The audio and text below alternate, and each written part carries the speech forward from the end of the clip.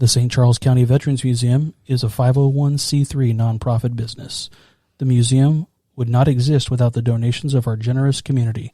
Your donations ensure the museum continues to share and preserve the stories of our veterans. Would you like to be part of something special? To donate, visit sccvetsmuseum.org and click on Donate. The Dog Tag Podcast may at times cover sensitive topics including, but not limited to, suicide, abuse, violence, severe mental illness, sex, drugs, and alcohol addiction. You are advised to refrain from watching or listening to the Dog Tag Podcast if you are likely to be offended or adversely impacted by any of these topics. Neither the company, host, director, or guests shall at any time be liable for the content covered, causing offense, distress, or other reaction. The information, opinions, and recommendations presented in this podcast are for general information only. The primary purpose of the Dog Tag Podcast is to educate. The views, information, or opinions expressed on the Dog Tag Podcast are solely the views of the individuals or guests involved and by no means represent absolute facts. The Dog Tag does not accept responsibility for their views or comments. Joe Rumbolo's Medicare Made Easy works hard for our veterans. Did you know you may be eligible to enroll in a Medicare plan and keep your VA health and life benefits? We can offer a Medicare Advantage plan specifically designed for veterans and spouses who are entitled to VA health benefits. Champ VA or TRICARE for Life may offer benefits you might otherwise not receive. We can find a plan that best suits your needs. Call Joe at 314-753-0792. That's 314-753-0792.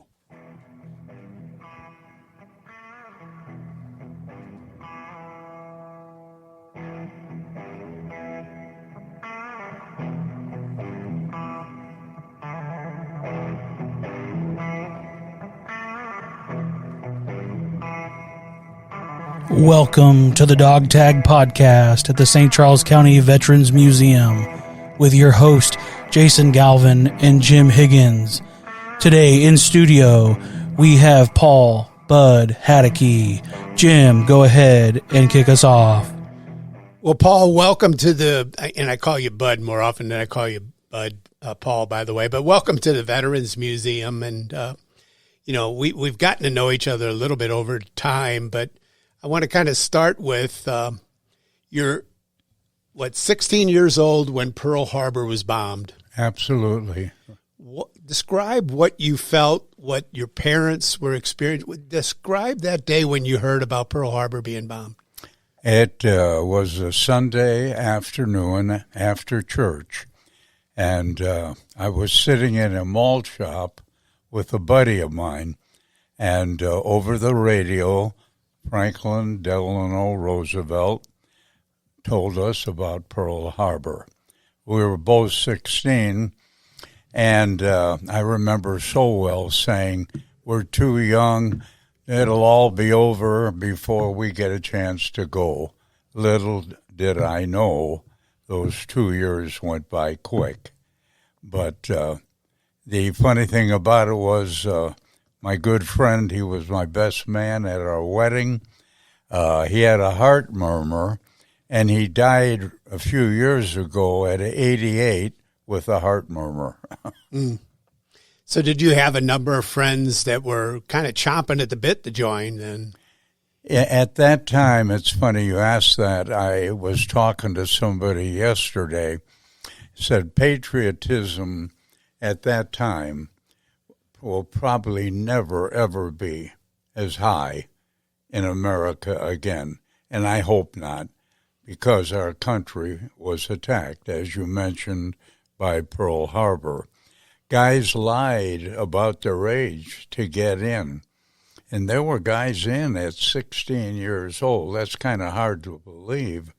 I flew all my missions at 19, and I was back home at 20. So were you actually drafted, or did you enlist? I was drafted. I wanted to enlist, as just about everybody did, and my dad would not let me. I can understand that now, having a son that went to Vietnam. But the funny part is, if I would have enlisted, you got a 90-day deferment, and I would have gone in September. By being drafted, I was in camp, a very familiar place, Jefferson Barracks, Missouri, on July 19th. I used to tell my dad years later, I knew you never really loved me. Well, so you were drafted, and they assigned you to the Army Air Corps then. Yes, at Camp Grant, Illinois, named after Ulysses S. Grant. A lot of this, it wasn't yesterday. It was 79 years ago. But they came out and said anybody interested in the United States Army Air Force. And not everybody, but some of us did. And then we were taken to a different room or whatever, and then decided, as you know or don't know, the Air Force at that time was part of the Army. It became a separate entity, I think somewhere around 46, 47. And you have the Air Force Academy now in Colorado Springs. So somewhere along the way in your basic training, somebody decided you were going to be a bombardier. Yeah, it was like filling glasses with water, quotas. I wanted to be a fighter pilot so bad. Every kid did, every kid. And they didn't need any more at that moment, but they needed bomber crew members. And long about the end of 44, the powers to be, Eisenhower, Churchill, etc., decided to do away with precision bombing, meaning the Arch in St. Louis, the Empire State Building, and we went to saturation type. So then I was schooled in the equipment of dropping bombs, other than the Norden bomb site. And what we did was dropped on the lead ship. Now, I don't mean on it, but when he opened his doors, we would open ours. And when his first bombs came out, ours did. And it wasn't nice. We killed thousands and thousands of people, but we knocked out electricity, water, everything. If you read history, the war ended, they say, about a year earlier due to the 8th Air Force. We leveled Germany. Well, Bud, tell us a little bit about the B-17, the flying machine you were on, and kind of what you did or where you were at in the plane. I flew up in the plexiglass nose, way up in the front, with the navigator. In fact, I told Jim one of the first times I came here, I got lost. And I said, it's a good thing, Jim, I wasn't a navigator. I probably would have ended up bombing Chicago. But I flew there. The navigator flew with me. Then you crawl down and up, and there was the pilot and co-pilot. Behind them was the flight engineer, very comparable to your commercial airliners today. And he stood more or less right behind the pilot and co-pilot and fired the top turret. Then if you go through the bomb bay, you get to the radio room.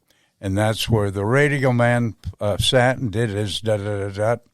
Then right down there below him was the ball turret gunner. Now, I flew in there about 5 times to help the ball turret guy who, believe it or not, had a bad back. Then a little further were the waist gunners. And then all the way back was the tail gunner.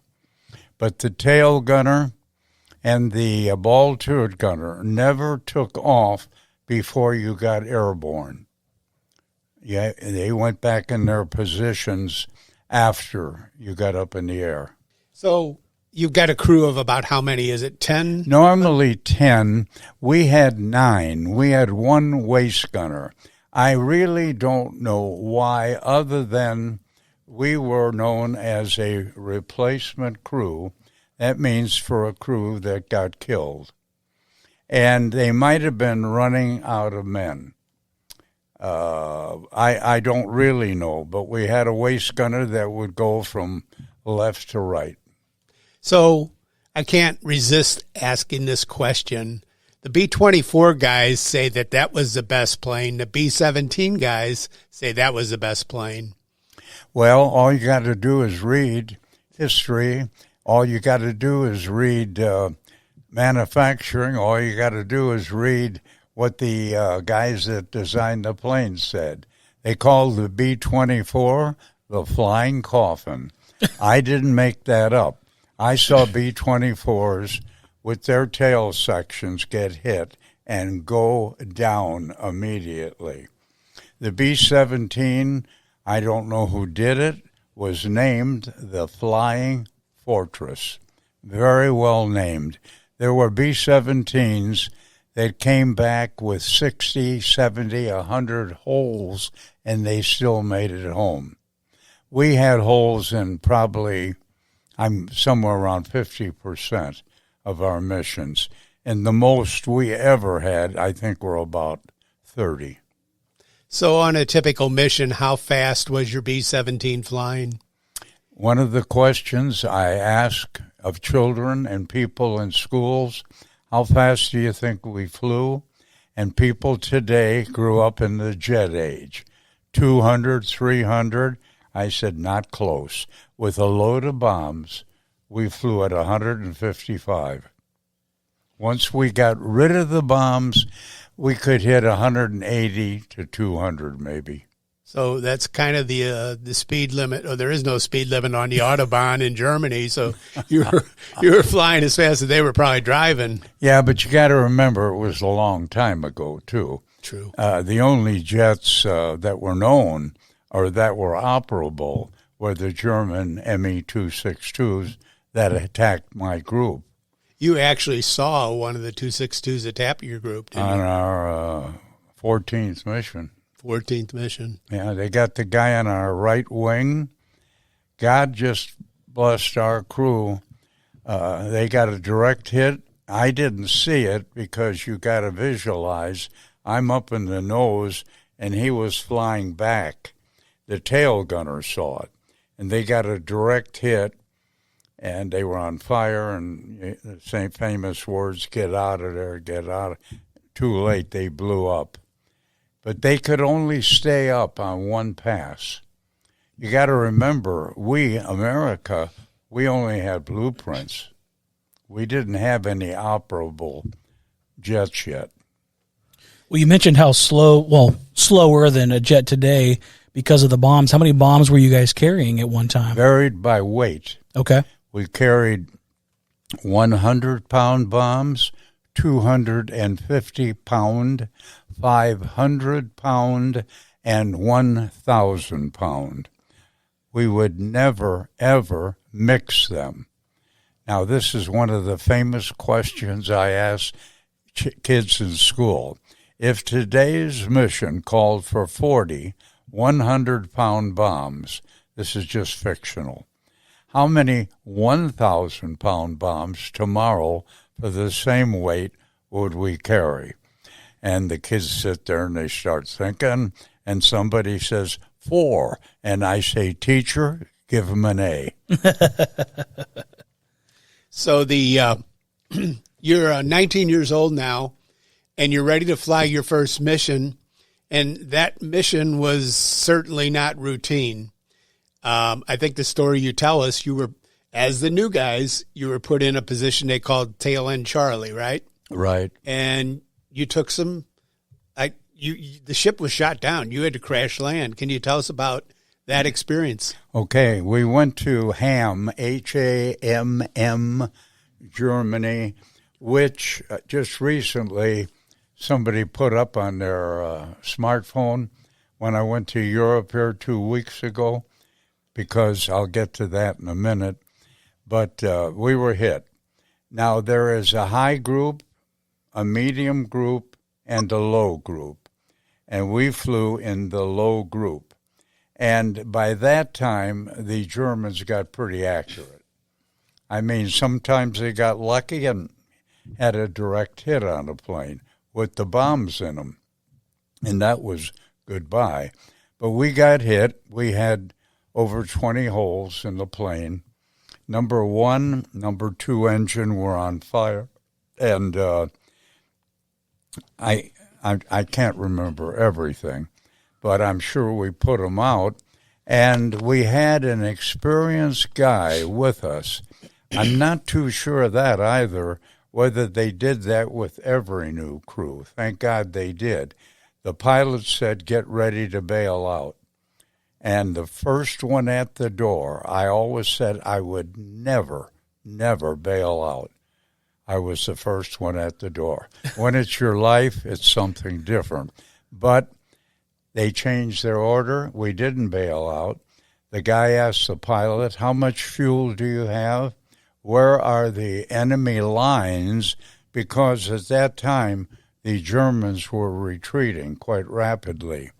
And they kind of guessed the Rhine River, and we made it across. And we didn't go straight down, but we went down on an angle till we ran out of fuel and crashed on a field in St. Troiden, Belgium, and then went out in the field because a fighter base has a much shorter runway than a bomber base. And I'm very happy to say that 2 weeks ago I was in St. Troiden, where I crashed. I didn't remember anything, but I got a piece of the runway at home, and it was very emotional. So this is in 1944, what month? 45. 45. February 16th, 1945, 8:32 in the morning. I don't. Yeah. How long were you guys flying before you had to crash land? Do you remember how long that was? Before we went on combat? No, during that mission. So you crashed at 8:32. How long had you guys been flying before you actually crashed? The 8:32 was fictional. Oh, okay. I don't know. Our missions were 8, 10, sometimes 12 hours. Oh, okay. Half that time, we would be on oxygen. What people don't know or realize is that taking off, you just didn't take off. You took off and then formed. And if that day had called for 700 planes over Frankfurt, your group only put up about 40. So you're looking at 12 to 15 groups.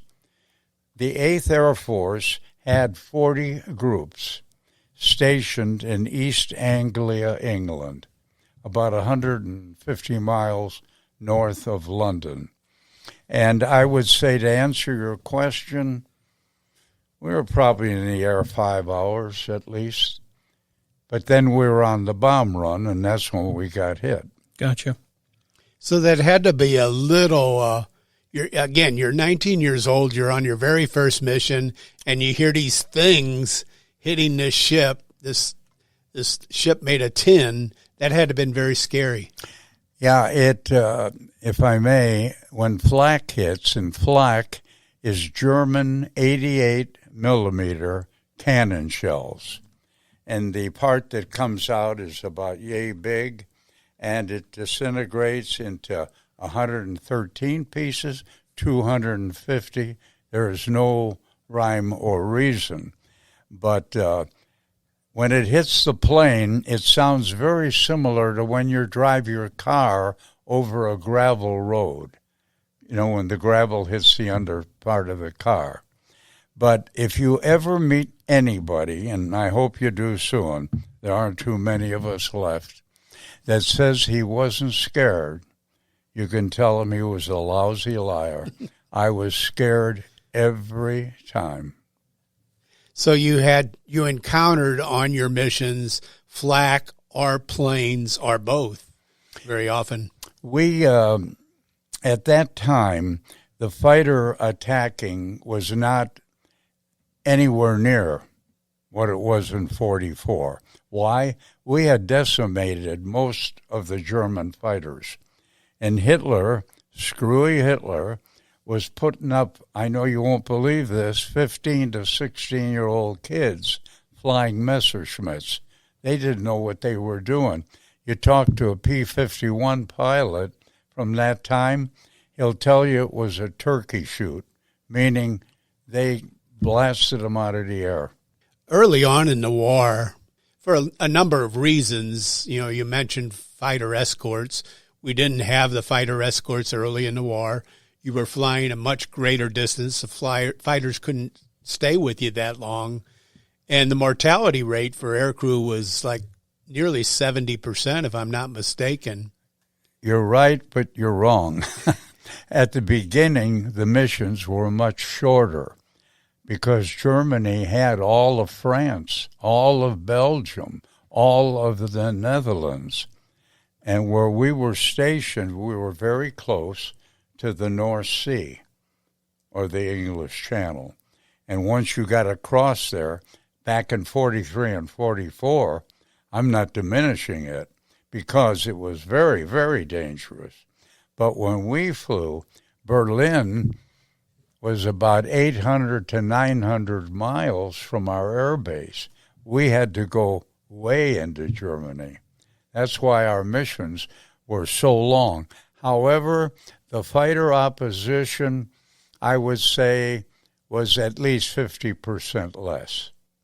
But what people don't know is German 88-millimeter cannons shot down more American bombers than German fighters. And you couldn't fire back at German cannons. So, Bud, you guys probably didn't really know how long the war would last when you were there.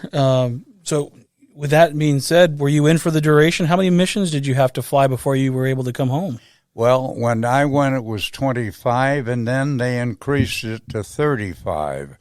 Now, I'm not too sure if some honcho increased it to 35 because he thought it wasn't as dangerous, because I met a guy when Muriel and I went to England in 84 that flew when I did, and he flew a half a mission, meaning he got to the target, was shot down, and was a prisoner of war for the rest of the war. The other thing you hear about when you talk about aircrew guys in World War II, you had led a little bit of a different life in the fact that when you came back, you got a hot meal, you got a nice bed to sleep in, and it was a very comfortable environment. But it was a very comfortable environment until you had the terror of flying in that plane and people shooting with you. So you went from a very good life of sorts while you were deployed to a very terrifying life. So that had to have been very difficult in a way, very different, for the troops on the ground. No, absolutely. What was the guy's name on 2020? He always closed the show. He was a short guy. I forget his name. Well known. He was a war correspondent, and he tells the story, it could be fictional, of sitting in a English pub, and there's and I'm not picking on him, an infantryman in there having a beer, and in walks an Air Force guy. And he says, "Oh, you air boys, you got it made." He said, "I wish I were an air boy." He said, "What do you exactly do?" Well, he said, "We fly up at 25,000 feet, about 5 miles. We have to be careful of collisions in the air. We can't touch the guns with our hands. We'll get frostbite." Many guys had their fingers amputated. We have anoxia, when your oxygen tank gets hit and you go to sleep. You got the plane that gets hit pretty bad. Then you got to figure, how do I get down from 5 miles up? Infantry guy says, "Forget it. I'll stay where I'm at." But no matter who it was, and I want this known to anybody, infantry, whatever, it was dangerous. Those people were putting their lives on the line. And in the 8th Air Force, about 28,000 guys didn't come home. And that's why I wrote the song I wrote, Jim. And then you touched on it, but, you know, being in the Air Force there, you know, I mean, it was dangerous from without ever getting over the enemy. You guys flew in close formations. The worry about oxygen, your mask freezing, your parts of your body freezing. So there's many things that were dangerous. You're flying in a formation before you ever start heading out to your target, and things happen, don't they? Oh, many guys, we missed a plane by about 50 feet. That's pretty close. One of my jobs up in the nose, because the weather in England was really crummy in the winter and a lot of clouds, and they always wanted the formation to be tight. I could hear the commander, he'd fly as far as the English Channel and then say, good luck and good hunting and goodbye.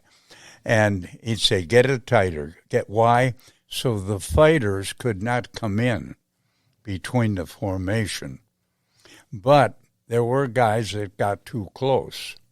And when that happened, pardon me, they hit and went down. And the other side of the coin, though, men, can you imagine being in Dresden, Berlin, Munich, and 800 planes coming over, taking a half hour to 45 minutes till they were all gone, all of them dropping bombs? That's scary. And the sound of all the planes and the bombs hitting. And they're human beings. I mean, they were the enemy then, but it must have been terrible. Well, the other thing we hear, we're fortunate to have a number of stories of Army Air Corps crewmen here in the museum, and to be shot down over France is one thing, but if you're a bomber crew, to be shot down over Germany, they didn't like you very much, did they?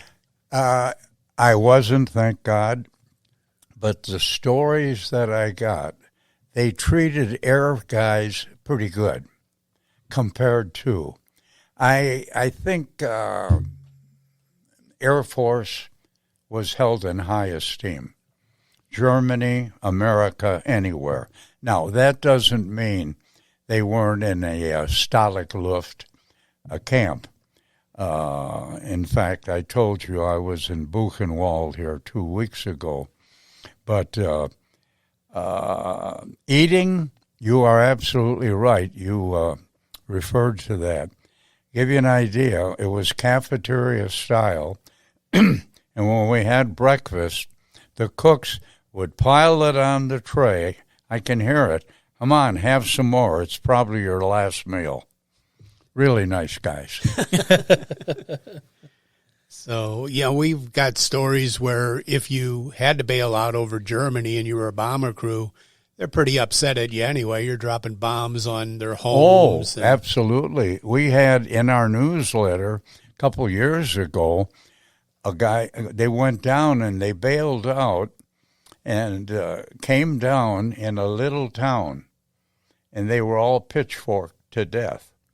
But one guy was alive, and this is true. They took him by wheelbarrows, dumped him out of town. This guy was rescued by the Allies, and after the war, they went back to that town and tried those people. Now, why? When a Messerschmitt went down over England, they took him and put him in jail. They didn't kill him. But I'm not saying every German did that. It's just maybe like comparing the regular German army to the SS, a big difference. So you likely lost some friends along the way. Yes, but not too close, Jim.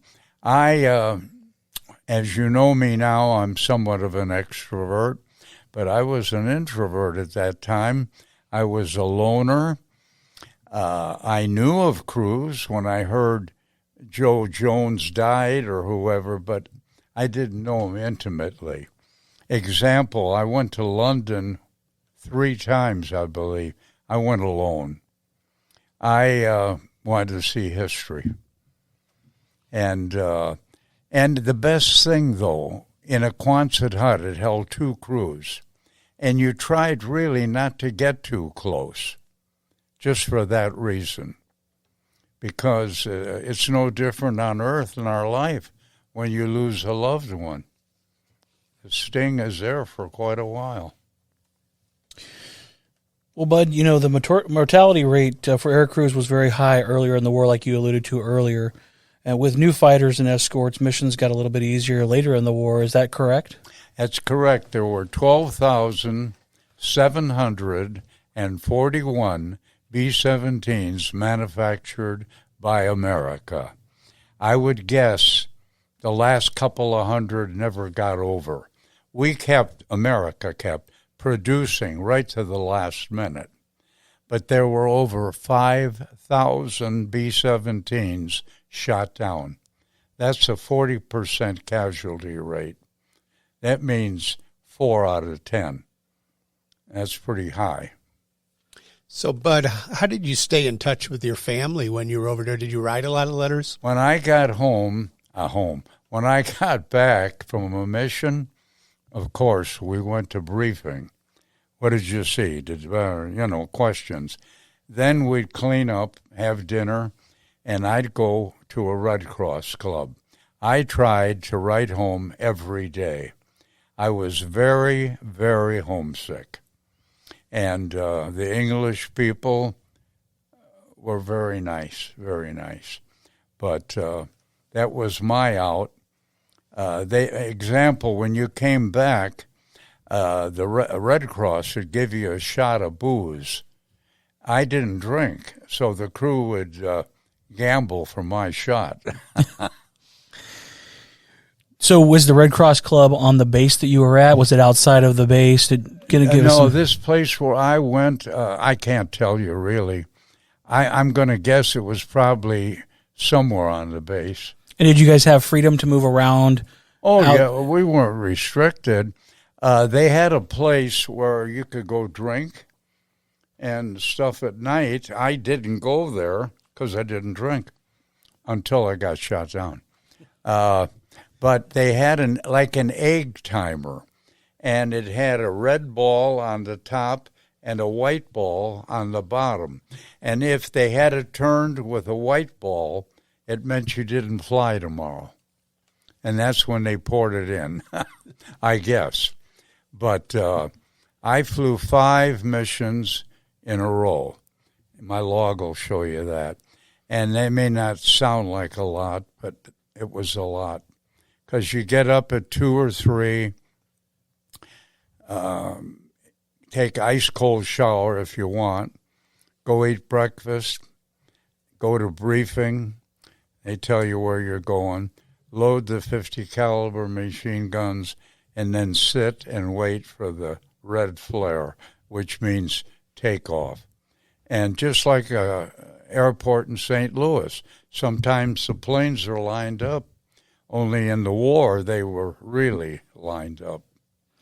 The only visual that I can see is from the movies that I've watched in a briefing room where you're looking at a big map on a wall and model planes and a guy up there telling you where you're going to go. Is that the way it really happened? Exactly. You would sit there. Now, they would have separate briefings, if I recall, for navigators because they had, different things to do. But we'd sit there in a classroom no different than here in the museum, and they'd have a curtain, and the curtain will open up, and the colonel or whoever it was up there with his wand, the mission for today is Berlin.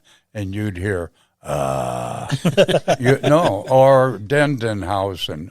Oh, where's Dendenhausen? But that's exactly how.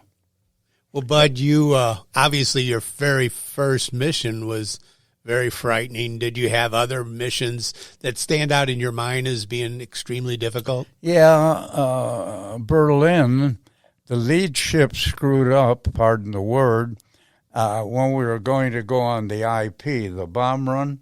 So we had to go around Berlin twice. Wow. That's like asking for trouble. And that scared the out of me. And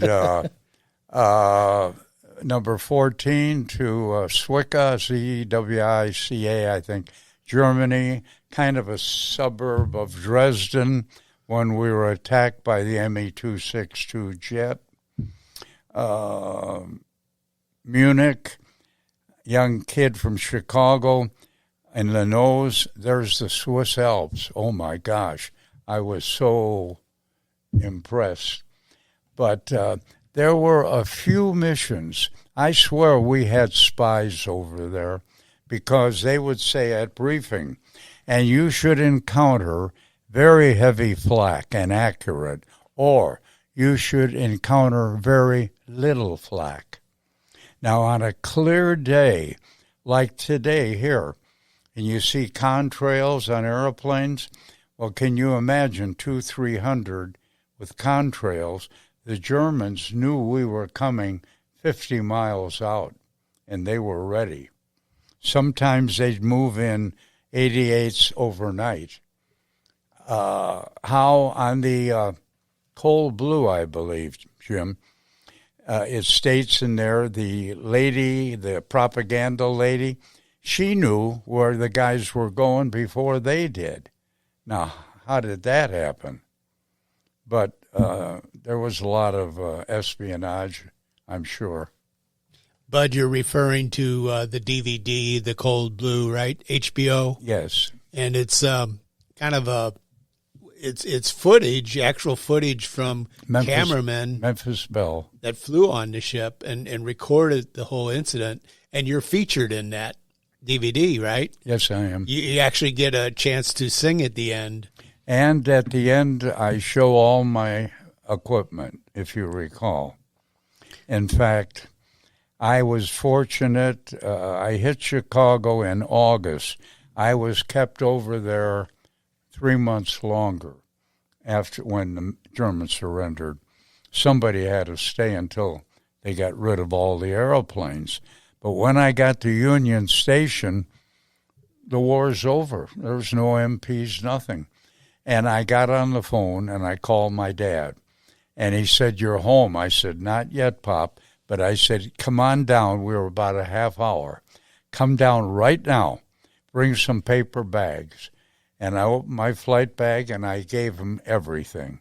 Mae West helmet, throat mic, oxygen mask, everything. Since that time, I've had so many people want to buy it. You won't find hardly anybody, but on the Cold Blue, the producer, Eric, you don't see him, but after I get done showing it, you recall, Jim, and he says, "And Bud, the government's still looking for you, aren't they?" And my answer was, "Come and get me, baby." And that's your first recorded incident of thievery from the U.S. government, right? Yeah, right. Well, it is an amazing video, the HBO, The Cold Blue, and it does feature another local man from the area here, Glenn Harrison, who was a co-pilot on a 17. Unfortunately, we lost Glenn about a little over a year ago at 102. Yeah. But it does do a pretty accurate portrayal of what it was like, doesn't it? What I like about it, oh, by the way, it's making its rounds in Europe now. People told me when I was there. And, it's so hard for me at my age, technology today. I was signing autographs like crazy, and they're bringing pictures of me. I said, "Where did you get it?" "On the internet." The world is so small today. It's unbelievable. But if anybody wants to get a kind of a good idea, conception of a mission, you can get it on the Cold Blue. And actually, I've heard that a number of the cameramen were actually killed while videoing the movie. Absolutely. What's his name? Come on. His daughter was with me at the world premiere. He produced Quo Vadis. It doesn't matter. But anyway, he went over there because America was taking a beating, and Roosevelt wanted some pep to inspire. So he sent him over to fly missions to show what our boys are doing. And they took, 4 or 5 additional cameramen, and one of them or two were on different planes, and they were hit and went down. And that was kind of sad. But his daughter, when I was in Dayton for the world premiere, she came up on the stage with me. William Wyler, he's well known. And it was done for, not propaganda, for morale. So American people could see what was going on. So there were only a handful of those photographers, those videographers embedded in the planes? As far as I know, they'd put one on each plane. Okay. Because you didn't need 2 cameras, you needed one. And I believe, there's a fallacy. If you watch good old John Wayne or any of the movie stars when they're flying their missions, and then they look out the window and watch the bombs hit, baloney. Because by the time your bomb hits, you're 2 miles ahead. So you had mentioned earlier that 50% of the time your plane came back with flak holes or bullet holes. Did you ever feel like you weren't going to make it? Did that ever creep into your mind? Well, I'll give you an idea. Our flight engineer one morning came out to the plane totally smashed. I chewed him out, Jim. I said, "What are you doing, Frank?" I said, "We're a family up there. We have to." He said, "What's the difference? We're not going to make it." When I kept the log I gave you, they all poked fun of me. They said, "We're not going to make it." When the war ended, they all wanted copies. So the war is winding down a little bit. I don't know if you realized it at the time, but how did you feel when you heard that Germany surrendered? Whoopee. Now, what the guys did on base, that's kind of funny. They put haystacks on farmers' fields. They burned them. And, what else could they do and celebrate? Something else, when Roosevelt died in April, I never saw so many men cry.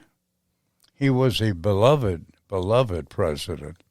And I probably should clarify, the war in Europe ended in May 8th, 1945. The war in the Pacific would go on for another August. Yeah, another couple, 3 months. In fact, when I got home, Jim, I got a 30-day leave. I got home in August, and that's when I met Muriel. And my dad had a big party, for his kid. And lo and behold, the Japs surrendered. It's the first time in my life, sorry folks, that I got smashed. Oh boy, did not have to go. I was slated to go to the Pacific. You asked me a question at the beginning. I'm sorry I didn't answer it. We needed 35.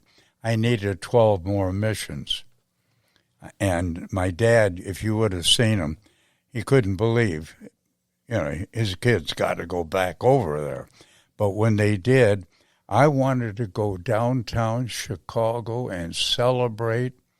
And I tell my grandkids this, 2 words that I think are very important in their life: choice and respect. And my dad came out and he said, "Bud, Mom and I would be very happy if you didn't go downtown." You know what I could have told him after coming home from a war? I said, "Okay, Dad." That's known as respect for your parents. And I see a little less of that today. So, Bud, you're home. I know you well enough to know that certainly dropping bombs and knowing you're killing people down there, bothered you. But you ended your time in the Air Force with some humanitarian missions. Can you tell us a little bit about them? Yes. In April of 1945, I would say in the 20s, towards the end, like right now, another week, the Germans totally occupied Amsterdam, The Hague, the Delta. I mean, they just didn't go away. They were there. So the powers to be again said, we have to help them. They're starving at 5,000 a week. The Germans blew up all the dikes. Just poor losers. I don't know how else to say it. So we put plywood floors in the Bombay and loaded it with K rations. The RAF, English, called it manna from heaven, biblical. We called it Chowhound missions. We dropped 111,000 tons of food to the people of Amsterdam, The Hague, and what? I saw a little boy riding a bike, waving up at us, and he went right into the canal. That's the truth. We came in, instead of at 25,000, can you imagine, at 200 feet? Ooh. I mean, the noise must have been horrendous. And on the rooftops, they had written in flowers or rocks, God bless you, boys. And Jim, you're so right. When I was sitting in the kitchen with Dad, telling him about my missions and everything, I said, Dad, you have no idea what a beautiful way for me to end the war, doing something good instead of killing. And it was maybe just a blessing. You mentioned one other thing that I beg to differ with you. You talk about the noise at 200 feet. I say it's a radio engine. That's a sweet, sweet sound. Mm-hmm. To us it was, yeah. Amen. The memories, I guess, are there much more for me because since I retired, I became more active. When I worked, none of my salesmen, believe it or not, didn't even know I flew during the war. And when it came out later, they said, you never told us. I said, we were doing a job for the company. But this trip I just took, Jim, as I told you, here in America, people say, thank you for your service when they see your cap. In Europe, they say, everybody, thank you for our freedom. Thank you for our liberation. And these are young people 40 or 50, even up to 60 or 70. And but you got to remember, other than Pearl Harbor, we were not hit. They were. Big difference. But when you came back, we hear a lot of warriors, a lot of soldiers that served, and there's a reluctance to talk about their time in the war. I don't really know because I kind of buried it myself, other than Mom and Dad and my family. But I've heard that. And I really believe this in my heart. I was in sales all my life. I ran sales meetings for 30 years. So that's a lot of experience in speaking. So that didn't hurt. But there were a lot of guys that took it to their grave.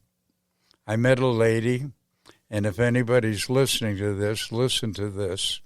She followed me into a shopping center. She saw the things on the back of my trunk, the 452nd Bomb Group and all, parked. She said, sir, did you fly during the war? I said, yes, I did. And she said, so did my grandpa. I said, wonderful. I said, where? England. I said, what bomb group? I don't know. What did he do? I don't know. Did he fly? I don't know. And you know what I said? Shame on you. That's exactly what I said. As long as he was living, they should have dug a little deeper. At least it made him feel good. So the other little known fact is you become somewhat of a celebrity singer. You sing in the end of the Cold Blue. There's a song. I was wondering if you'd sing that for us now. If you want to suffer, I'll gladly do it. I have a little hoarseness, but I'll try. I wrote this in 1995 to the melody of I'll Be Seeing You. I wrote it because my bomb group was having its reunion in my town at that time, Minneapolis, and I wrote it for the 28,000 guys that died. I'll be seeing you on all the missions that we flew, and also with our good old crew, the whole day through. Enemy fighters and flak, the sound of loud ack-ack, and lucky we got back to our ground crew on that day we flew. I'll be seeing you on all those fields of green in your sleek flying machine, oh, the one called Mighty Queen.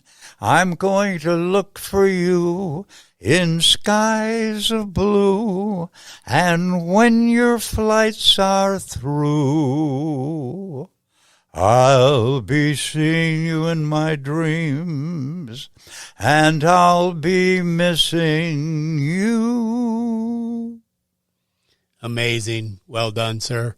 Thank you. Just want to kind of mention one last thing before we sign off or hand it back to Jason. Your story is on our website, along with the list of missions, if somebody wants to look at that. The shortest address for our website is MidAmericaVeteransMuseum.org, MAVM.org. And you do a search on stories for Bud, and you'll find his whole story there on our website. And I mentioned the Cold Blue, HBO DVD, great, and you once again be able to enjoy Bud's solo here. Well, Bud, it's been our pleasure to have you in studio with us today and record the history that you have. It's been a blessing, and we're so happy to have had you. We're going to go ahead and sign off from the Dog Tag Podcast at the St. Charles County Veterans Museum.